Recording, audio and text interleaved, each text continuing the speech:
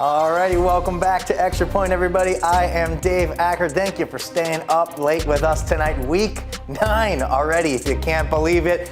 Most teams have 2 weeks left in their regular season, but for some, this was it. That was the case for our home team and our Extra Point game of the week, Lakeview versus Lamar. Both 3-0 in region play. The senior Silver Foxes, they have a chance to do something huge on their senior night. Let's see if they could do it at home. Lamar has won 9 out of the last 10 matchups against Lakeview. Let's see, like I said, if the Wild Gators can change the narrative tonight. Let's flip the script against the Silver Foxes. Lakeview gets it going on the board first. It's Payson Hurlong there, taking it himself. Scenic route into the end zone. They score. Second quarter now. It's Lamar's Travian McPhail fighting his way through some defense there on the goal line. They've got it all tied up for this ball game now. Wild Gators, they're gonna go back with the back and forth with the balls, but it's intercepted. That's McPhail. He can kind of do it all, I guess. Apparently, takes it to the 7-yard line. 2 plays later, it's Nazir Stevenson barreling himself there in the middle of the end zone. So another Silver Fox touchdown. That one makes it 14-7. Second half of this matchup gets pretty dicey. Both teams fighting hard. Obviously, it's our game of the week, keeping each other out of the end zone. Just 8 seconds left on the clock. Look at this, to tie the game. Quarterback Payson Hurlong lobbing it down the field, but it's picked off in the end zone. That's the ball game. 14-7 is your final. The Silver Foxes are reigning region champions, and they're gonna host the first round of the playoffs in just 2 weeks. Wow, look at that. We picked a good one for the game of the week. And we're going to take you to where the Sharks play St. James. They're hosting the 8th-ranked Sumter Fighting Gamecocks. First quarter here, Sumter on the move. Quarterback Plate Merchant, play action fake, launches it deep to Marion Smith, comes down with the rock in the end zone. So it's 7-0 Fighting Gamecocks. But the Sharks crowd and the defense, they get them back in this one. We're in the second quarter now. Sumter playing out of their own end zone. And it's a bit of confusion by the quarterback there, but the running back, he gets the fumble recovery, so it's a touchdown. St. James, we're all tied up at 7 apiece now. Sumter, they make up for the mistake with this run right up the right side of the Sharks defense. Easy score. Gamecocks up 7 now. But when then there, Sumter again with the running attack, this time up the middle, another score. So now it's a 14-point lead. Sumter's defense also wanted to put on a little show for us, put some points on the board.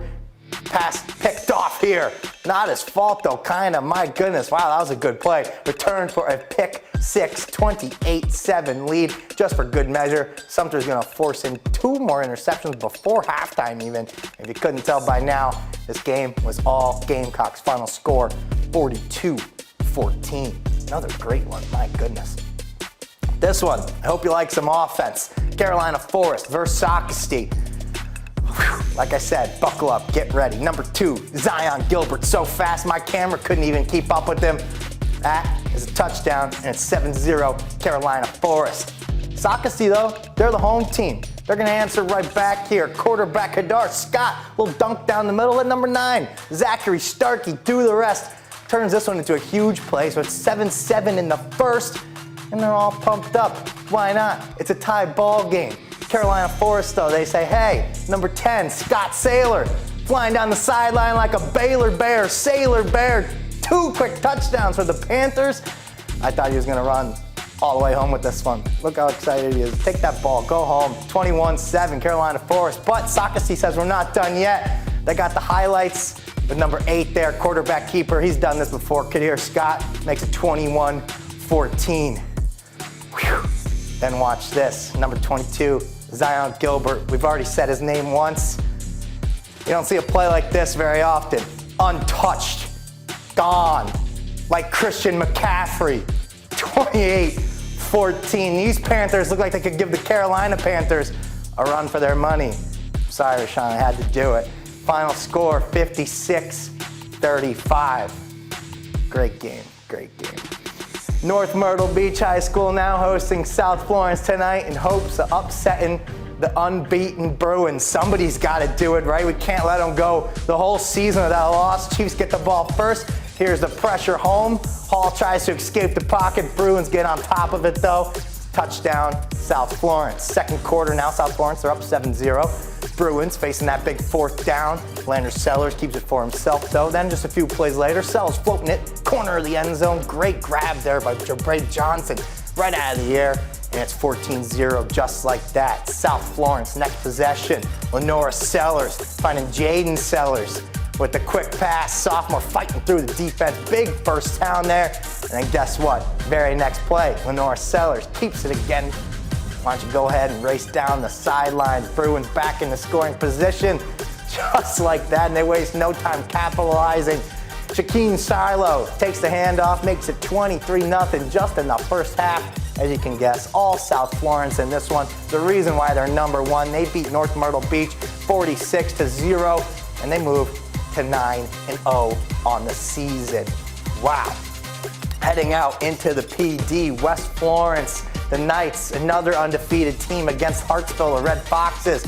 Red Foxes with the ball, but the ball here, it's Carmelo McDaniel. He's breaking away, running in for a touchdown, but a flag calls this one back. That's no good, don't like to see that. So I guess Hartsville, they're gonna have to try this one again. But a fourth down stops them. Oh my goodness, what a sequence. Boy, did the Knights take advantage. First play for them on offense. Darren Lloyd takes it down the field, securing the Knights with the first points of the game. That's a 14-point swing, so it's 7-0. Back and forth we go though. The Knights only leading this one by one touchdown the first half. That's a little surprising. Maybe Hartsville's a good team though. But in the end, West Florence, they stay undefeated. They had a little bit more of a tough match than South Florence. 57-39 is your final there. Great game. Then we have the Myrtle Beach Seahawks. They hit the road to take on Wilson. Two more good teams here at Tiger Stadium. Myrtle Beach would put the first points on the board thanks to Malachi Washington, driving it right through the middle of the end zone, completely untouched. So 7-0 like that. A lot of untouched touchdowns tonight. Tigers quickly respond though with a huge run of their own. 50-plus yard handoff from Ralph Boston. Ties up the game at 7-7. Wow, my goodness. Myrtle Beach driving back down the field here now, only to hand it off again to Malachi Washington. I'm seeing a theme here in this one. Barely gets into the end zone, so it's 14-7. Here come the Tigers. Tremel Eccles launching it. Nice. We got a pass play there. Gets that one for another 6 points, so it's 14-14. Myrtle Beach easily gets in the Tiger territory shortly after the one of the best plays of the game. Look at that juke. My goodness, the handoff to shifty Cam Ward. Puts the jukes, puts the stiff arm on him, gets in the end zone. And the Karate Kid celebration doesn't get much better than that. High-scoring game in this one. Myrtle Beach ends up winning close, 61-58. Then we're gonna take a quick little break here. I gotta catch my breath, but don't worry, more highlights and final scores coming up here in 3.5 minutes.